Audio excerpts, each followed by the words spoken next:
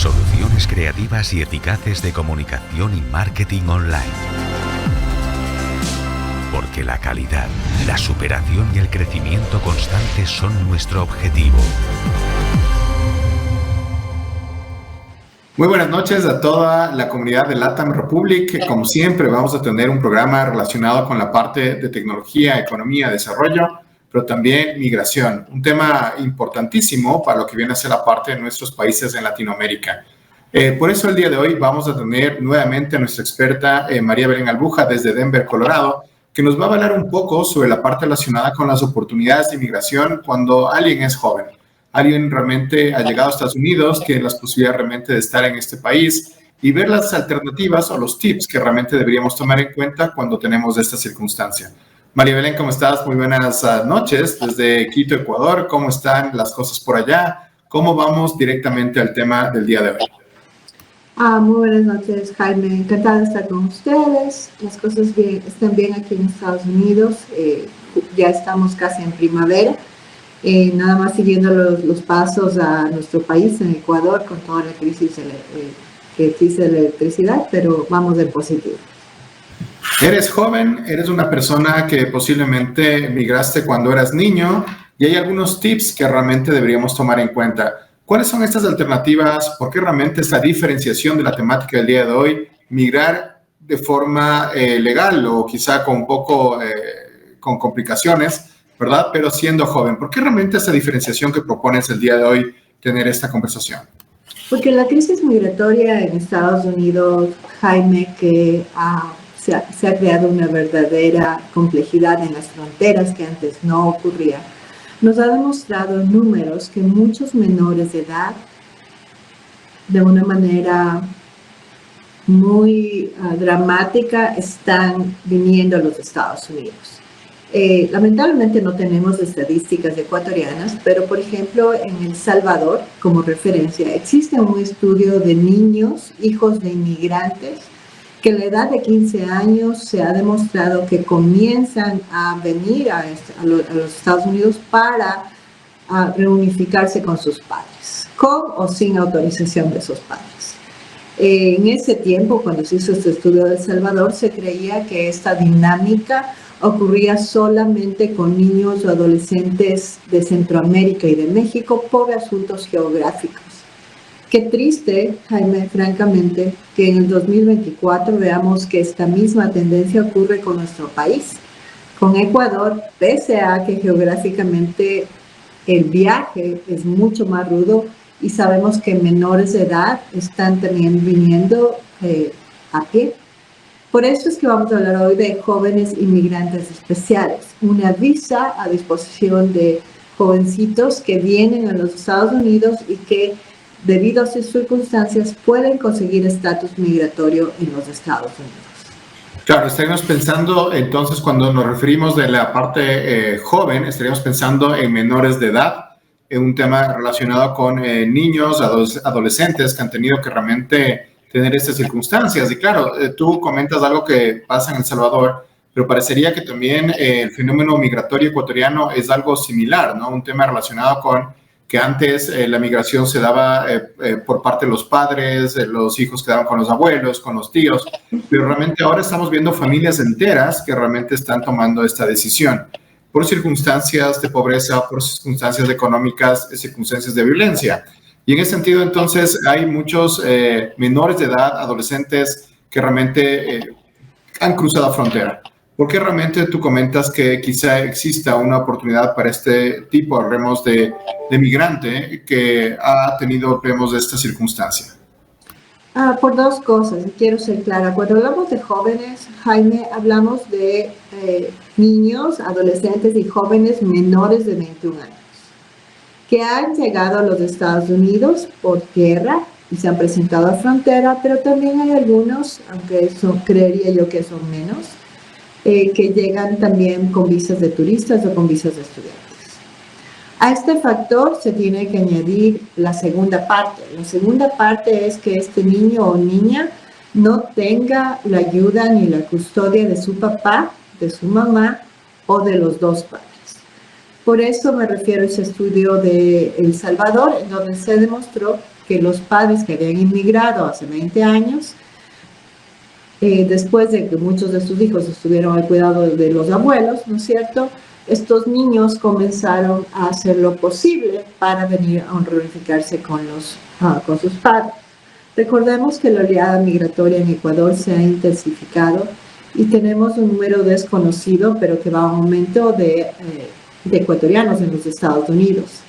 Fruto de eso, muchos de estos niños que han quedado en la custodia de sus hermanos mayores o de sus padres o de sus tíos, están teniendo esta inquietud que pese a los riesgos les hace llegar a los Estados Unidos.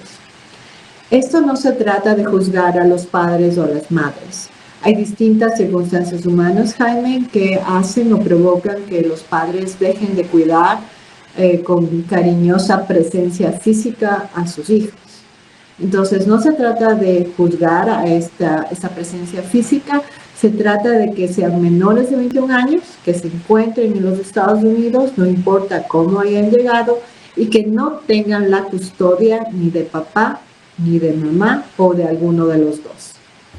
Entonces, si en esas condiciones, podemos hablar de esta vez. Claro, perdona que te interrumpa, pero claro, entonces estoy entendiendo que son niños que no llegan junto con sus padres, sino que realmente a veces los padres se adelantan, ¿verdad? Y puede ver realmente esta circunstancia dolorosa, que los hijos son puestos a cargo, hablemos de alguien que ayuda realmente a cruzar la frontera y realmente cruzan, pero en alguna circunstancia puede ser que no tengan un contacto realmente con nadie en Estados Unidos de su familia. En todo caso, están realmente personas que se quedan como en un limbo, ¿no? O sea, soy un adolescente, tenía la intención de volverme a conectar con mis padres, lamentablemente lo estoy haciendo de forma irregular y claro, estoy en un limbo. Y ese limbo entonces genera esta alternativa. ¿Estoy bien? Sí, pero agregamos algo. El hecho de que quiera reunirme con mi papá o mi mamá es un escenario, hay muchos. Hay niños que lamentablemente en Ecuador han perdido a su padre o su madre. O hay niños que tienen padres que no están físicamente con ellos y que no están amparándolos ni económicamente ni emocionalmente. ¿No es cierto? Tal vez inmigraron a España o están en Ecuador con nuevas familias.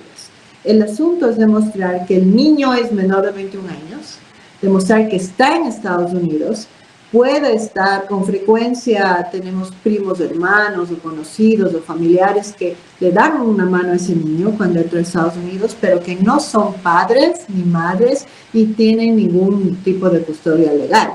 Entonces tenemos la presencia de un menor sin una figura materna o paterna o los dos faltantes. Sabemos de casos que tristemente incluso los padres deciden apoyar por cualquier cosa, porque aquí no estamos para juzgar a los padres, este viaje para los hijos. Independientemente de la historia que traiga atrás el niño, lo que se tiene que, para poder hacer esta visa juvenil, es que no existe esa figura paterna ni materna, o no existió en el país de origen ni en Estados Unidos. Con esos requisitos básicos, hablando de un menor que obviamente está soltero, ¿no es cierto? Podemos optar por una posibilidad de visa para jóvenes que tiene dos procesos, Jaime. Uno, frente a una corte familiar, donde el juez familiar confirma que la persona está sola, ¿no es cierto? Ha sufrido un abandono, a veces un maltrato, a veces abuso, a veces negligencia, distintos escenarios. Y segundo, que obviamente va a ser contraproducente que este niño, que este menor regrese al país, precisamente porque le falta todo este apoyo. Eso es lo que hace el juez de familia, que no tiene nada que ver con migración. Si es que un juez de familia dictamina que este menor se tiene que enfrentar a esto solo, en ese momento ya tenemos la posibilidad de acompañar a ese menor a un proceso migratorio de visa juvenil. Claro, entonces lo que voy entendiendo que no solamente son las circunstancias de reunificación, sino realmente pueden ver muchísimas otras, ¿no? Por ejemplo, hablaba con una experta en educación hace algunos días y comentaba que ya no solamente es el tema pobreza, ya no solamente es el tema violencia el que realmente está incitando la parte realmente de migración, sino también la parte de propósito, ¿no? Entonces, si es que hablamos de una juventud que no logra realmente tener un propósito dentro de una economía, de un país, posiblemente esto impulsa la migración, ¿no? O sea, una persona que quizá tiene aquí una alternativa, hablemos poco negativa, toma esa decisión siendo adolescente, cruza y se encuentra realmente en esta circunstancia, pero puede haber muchísimas otras. ¿Qué debe ser entonces el adolescente que se encuentra, hablemos, en esta circunstancia en Estados Unidos? ¿Es un tema que comienza con la autoridad americana o comienza de forma espontánea? ¿Cómo es el proceso? Definitivamente la persona que está fuera del sistema de migración, del sistema de corte de migración, tiene más tranquilidad, pero es muy importante hacer este trámite a tiempo, porque los años pasan volando. Entonces, es importante que mientras más pronto se haga el trámite en la Corte de Familia, más pronto se puede hacer el trámite en el árbol migratorio. Los niños más vulnerables, creo yo, aunque todos los menores son vulnerables, son los que entran por frontera caminando, Jaime, y se presentan en migración. ¿Por qué ellos son los más vulnerables? Porque ellos, el rato que les dejan entrar a los Estados Unidos, ya van canalizados hacia Corte de Migración. La defensa más fuerte para estos menores es esta visa juvenil, pero si no se hace paralelamente la visa, el caso de familia, esa Corte de Migración va a seguir su paso y su tiempo y va a llegar un momento en que no se puede rescatar al menor. Por eso es que creo que con frecuencia se pierden muchas oportunidades de estos niños menores. Generalmente, no sé si tú te acuerdas, creo que hace un año o dos vimos todos en las pantallas de los noticieros una niña que los coyotes le dejaron botada por la pared, ¿no es cierto?, en la frontera.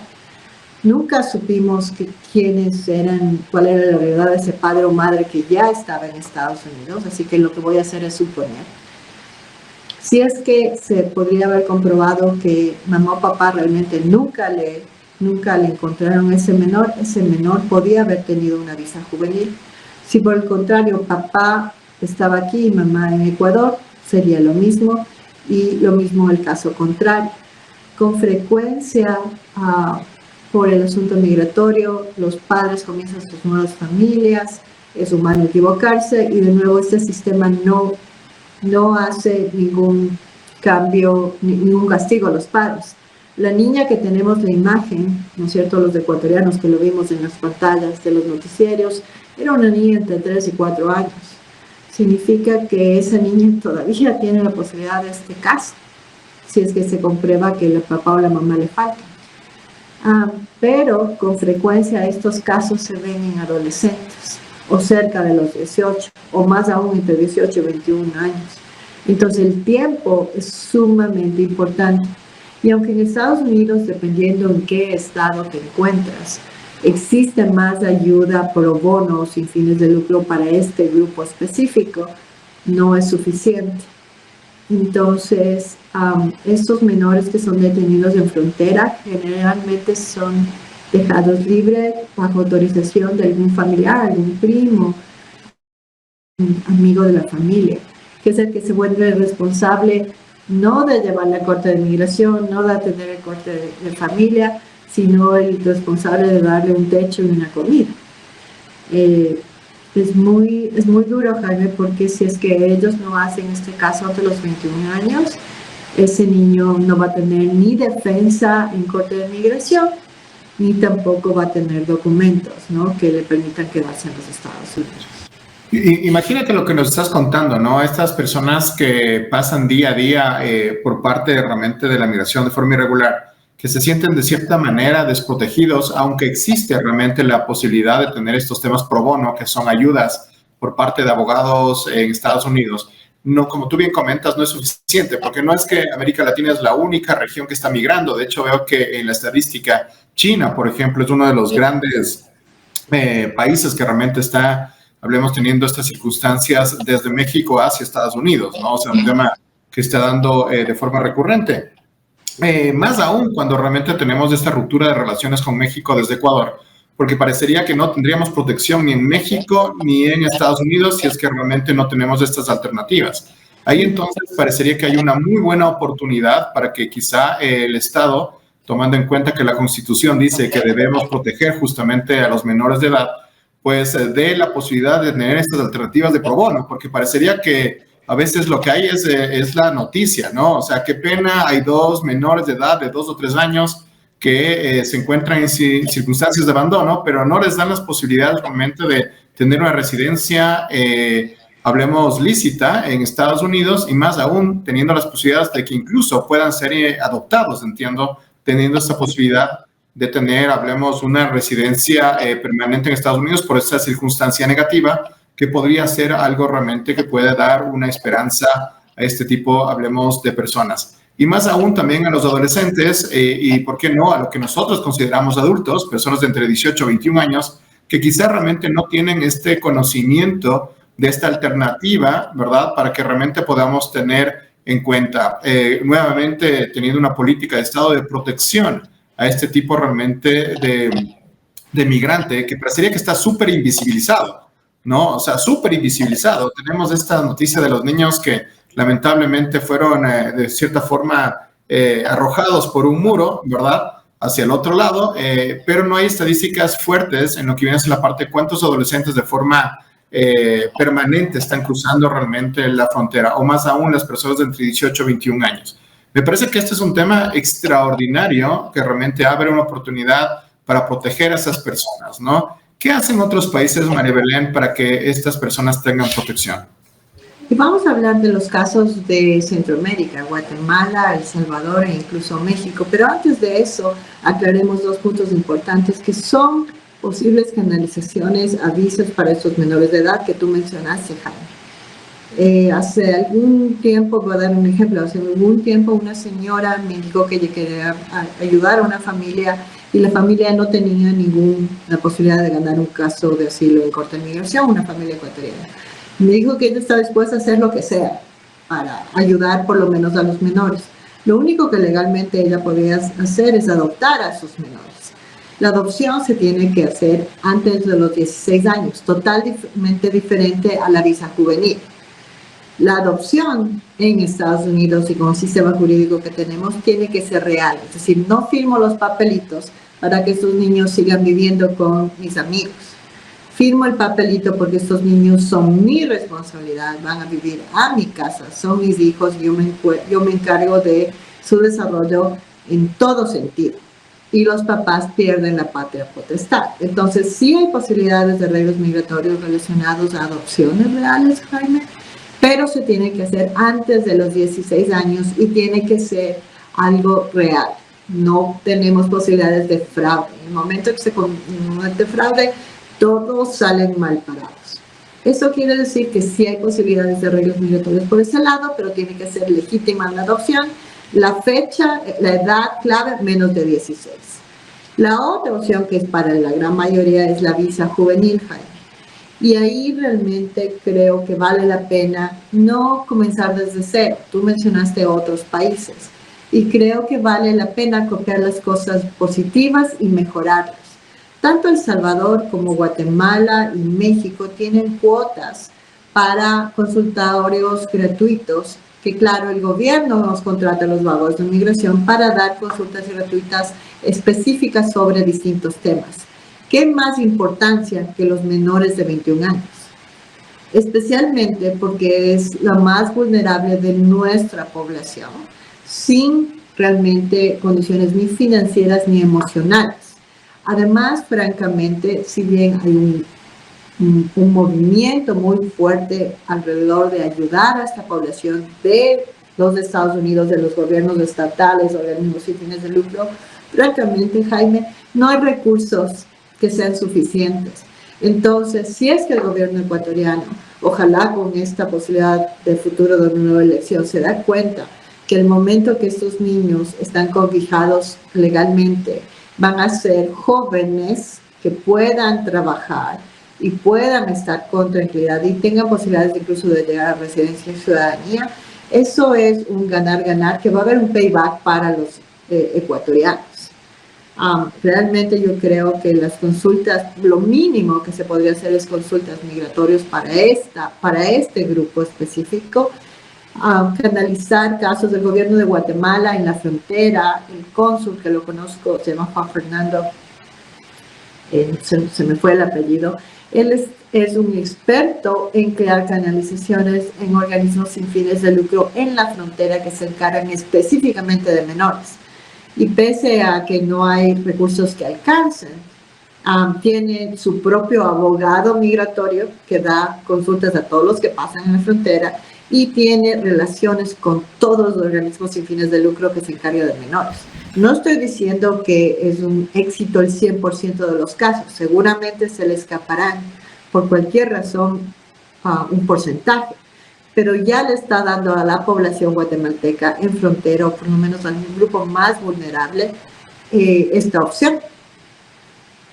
Claro, se me ocurre que haya una oportunidad también interesantísima de tener personal en consulados que realmente sean especialistas de migración y mejor aún que sean abogados de migración, porque el costo realmente de tener una persona ecuatoriana de un gobierno, hablemos de consulado o embajada, etcétera, puede ser quizá el mismo de contratar un abogado joven de migración en Estados Unidos, ¿no? Entonces, esto lo vi en algún momento en consulados comerciales en Corea, donde realmente se tenía personal coreano, pero realmente eran ciudadanos americanos, ¿no? Entonces, era un ciudadano americano que tenía raíces coreanas en Estados Unidos, que tenía una aproximación en los dos países. Quizás sería un tema súper interesante tener abogados de migración en consulados en lugar de tener un diplomático, ¿no? Creo que es una alternativa interesante. No sé si alguna vez esto se ha dado en algún país. Eso se da continuamente en Guatemala, El Salvador, y hablamos de El Salvador mucho antes de Bukele. De hecho, ellos cortaron la partida presupuestaria con respecto a abogados de inmigración a nivel nacional con Bukele. Guatemala se mantiene, México también tiene y se concentran en casos específicos, lo cual me parece muy interesante, ¿no? Ellos son los que se han encargado en su momento de DACA, en el mes de la mujer, específicamente en asuntos de abuso, en asuntos de casos relacionados con ese grupo de personas, y también tienen todo el tiempo visitas clínicas gratuitas. Ahora, yo creo que hay que reconocer dos cosas. Una es que la formación, y creo que es válido que como los abogados de inmigración no podemos ser, si tú me preguntas de asuntos de herencia o de asuntos civiles, definitivamente no soy la persona indicada, ¿no es cierto? Te podré dar una contestación básica porque como parte de mi formación tomé esas clases, pero no te puedo dar una guía específica. Lo mismo pasa con los señores diplomáticos, lo cual no tiene nada de malo reconocer que hace falta un entrenamiento básico sobre los distintos visas en Estados Unidos para que la conversación que ocurre en los consulados se concretice en pasar información que empodere a nuestros inmigrantes a buscar resoluciones migratorias, además de tener el especialista de la mano, ¿no? Por eso hablo del consulado de Guatemala en la frontera. Realmente el trabajo es uno de los consulados más movidos debido a que estamos hablando de frontera en Arizona. Sin embargo, aunque no tiene todos los recursos Guatemala, ¿no es cierto? Tú sabes más que yo de asuntos económicos con ese país, tiene el rubro que permite la contratación de un abogado migratorio que está a servicios del consulado y que el cónsul puede tener directamente las conversaciones pertinentes, además de que este abogado puede dar ciertos entrenamientos básicos al personal. Entonces, ese rato si tienes un personal diplomático que tiene todas las características que tienen los diplomáticos y le añades un entrenamiento técnico, creo que es en derecho migratorio, creo que es un ganar de los dos lados. Claro, y aprovechando que hay ese tema de doble nacionalidad, ¿no? O sea, como te comentaba, quizás es más eficiente tener a alguien en sitio que realmente enviar a alguien que le va a costar entender las realidades jurídicas, económicas o sociales de este gran país como es Estados Unidos. Vamos terminando, María Belén, una invitación para que las personas que realmente tienen alguna persona que conocen que está en esta circunstancia, alguien que incluso está pensando en este momento tomar esta, yo diría, dolorosa decisión de emigrar irregularmente a Estados Unidos, en la parte de visas juveniles, ¿qué les recomendarías o cuál sería la invitación para que puedan tener más conocimiento sobre este tema? Creo que la invitación es aprovechar una consulta, Jaime. ¿Por qué? Porque en la consulta no vamos a juzgar las circunstancias personales de papá y mamá.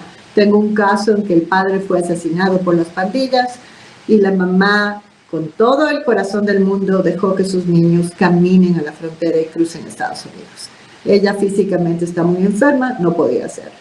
En las consultas no vamos a juzgar al padre o la madre que ha tomado esas decisiones o que no está presente, pero sí vamos a dar por lo menos el primer caso de información y de tiempos procedentes para hacer este tipo de visas, que los únicos beneficiados al final del día son menores de 21 años, que si tienen este caso de visa juvenil y también un posible asilo, definitivamente, Jaime, ¿para qué voy a mandarme todo el caso de asilo? Que sé que de 10 casos gano 3, ¿no es cierto? Es preferible poner todos los esfuerzos en visa juvenil, pero los tiempos son muy importantes. Hay que tener las consultas con confidencialidad, con abogados con licencia para ejercer en los Estados Unidos lo más pronto posible. Me parece un tema sumamente pertinente y la verdad que me siento un poco, diría, un poco optimista, ¿verdad? Que las personas que realmente están en estas circunstancias pueden tener un apoyo estatal por el momento. Pero si es que no hay un apoyo estatal, ¿hacia dónde podemos acudir? ¿Hay instancias pro bono? ¿Hay organizaciones? ¿Hay ONGs? ¿Cuál sería realmente la opción 2 si es que realmente no hay una institucionalidad por el momento a nivel gubernamental? Creo que lo primero es dejar de ser ingenuos. Hay mucha gente que se está haciendo pasar por abogados de inmigración, lo barato sale caro y más todavía cuando hablamos con menores de edad. Cualquier abogado de inmigración tiene que presentar las tarjetas de credenciales de licencia correspondiente. Tenemos la ventaja de ejercer en cualquier parte de los Estados Unidos, entonces podemos atender cualquier caso en los Estados Unidos, pero la presentación y el exigir esos documentos es básico. Dependiendo de la ciudad donde se encuentren las personas, creo que el lugar más competente para pedir ayuda es algo que se llama Legal Aid, donde existe una lista de organismos sin fines de lucro. El organismo más grande de inmigración sin fines de lucro que ayuda a estos casos y a otros se llama Caridades Católicas. No necesita ser católico para tener este servicio, pero es un ejemplo de organismos sin fines de lucro que están ayudando no de hoy, sino de toda la vida. Eso existe a nivel nacional. Y una vez ubicado en el estado donde se encuentra la persona, están dando los mismos oficiales de inmigración un listado de distintos organismos y de distintos abogados que trabajamos en los temas. El problema es que como seres humanos dejamos las cosas para mañana. Entonces, sin ingenuidad, necesitamos una consulta con un abogado de veras o con un organismo sin fines de lucro, pero lo más pronto posible, Jaime. Ahí está el kit del asunto. Y ahí es un tema súper importante porque el tiempo es algo que debemos tomar súper en cuenta, ¿no? Si hay una alternativa finita, viene a ser el tiempo, ¿no? Entonces, imagínate tener esta línea entre 20 y 21 años en un par de meses, ¿no? O una persona de 3 años que realmente estuvo en estas circunstancias. En un abrir y cerrar de ojos, pues pasaron 20 años y posiblemente no tenga esta alternativa. Es algo que realmente debemos seguir conversando, siendo la parte de migración una realidad, una tendencia dura a nivel global y más aún en el caso ecuatoriano. No es algo que se va a parar en poco tiempo, ¿no? Es un tema que realmente hay que entenderlo, hay que realmente discutirlo y hay que buscar y abrir oportunidades para que realmente los migrantes ecuatorianos tengan realmente posibilidades mucho más decentes en el momento que se toma esta decisión, tomando en cuenta que los migrantes ecuatorianos son la base fundamental de la economía actual del Ecuador. En todo caso, tenemos mucho que conversar, María Belén. Te queremos dar muchísimas gracias nuevamente sobre estos espacios porque no son fáciles, no hay mucha información Y es importantísimo lo que viene a ser la parte de conectar con especialistas, abogados en Estados Unidos que realmente puedan informar a la población. Te queremos dar muchísimas gracias por parte de LATAM Republic y seguiríamos pues teniendo estas conversaciones en próximas oportunidades. Muchísimas gracias. Muchas gracias, Jaime. Un gusto, como siempre.